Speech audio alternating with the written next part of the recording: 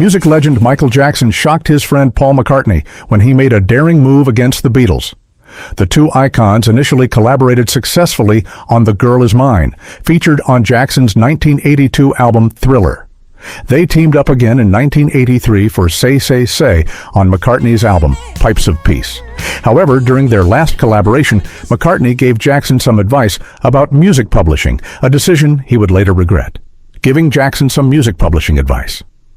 After hearing McCartney say that owning publishing rights could be lucrative, the Jackson 5 alum joked, "One day I'll own your songs."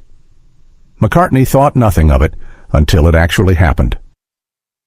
In 1963, Dick James was a newcomer to the music publishing scene, but had his sights set on becoming the Beatles' publisher. To impress the band's manager, Brian Epstein, he arranged the group's first TV performance on Thank Your Lucky Stars. James later proposed that he and Epstein establish Northern Songs to house Lennon-McCartney songs, as well as those by George Harrison and Ringo Starr.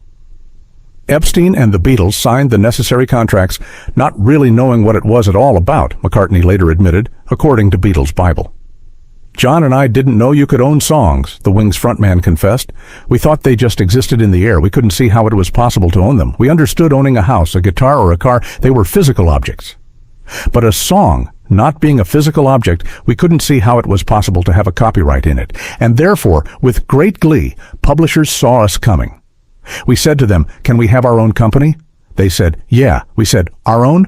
They said, 'Yeah, you can. You're great. This is what we're going to do now.' So we really thought that meant 100% owned. But of course, it turned out to be 49% to me and John and Brian, and 51% to Dick James and Charles Silver.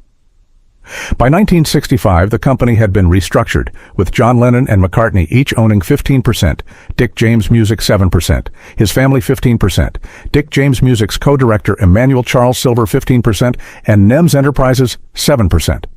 Harrison and Starr held only 1.6% between them, per Beatles Bible.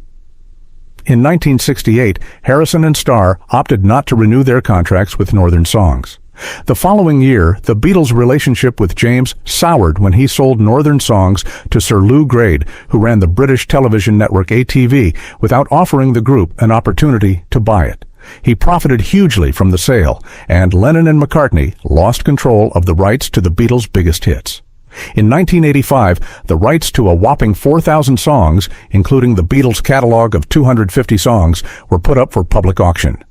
Jackson snagged the collection for a cool $47.5 million. In an interview with CNN in 1988, Harrison expressed his surprise at Jackson's purchase of the Beatles' catalog, given his supposed friendship with McCartney. He stated, "I thought it was very strange because he was supposed to be Paul's friend. Personally, I only have about 10 or 12 songs that was in that catalog. I'd still like them back, Michael. They don't make him that much money. I want them to give to my boy in my will."